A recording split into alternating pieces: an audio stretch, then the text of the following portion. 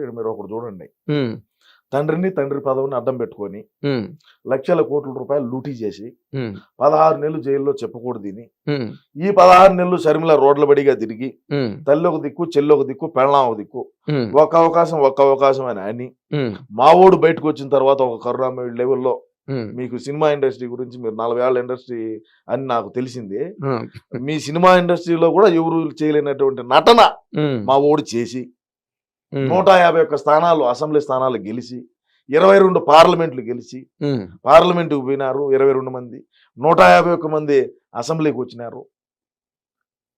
ఇన్ని చేసినటువంటి అప్పుడు 151 వస్తే ఇప్పుడు మా ఓడే 5 ఏళ్ల నుంచి అధికారంలో ఉన్నాడయా.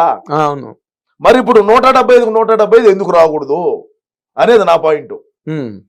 16 నెలలు జైల్లో ఉంటేనే 151 స్థానాలు గెలిచినప్పుడు 5 సంవత్సరాల పాటు పాలన కొనసాగించి తాడేపల్లి ప్యాలెస్ లో నుంచి కొంపలోంచి బయటికి రానప్పటికీ జైల్లో ఉన్నా కొంపలో ఉన్నా 2 ఒకటే. అంతే. ఇప్పుడు మా వాడు బయట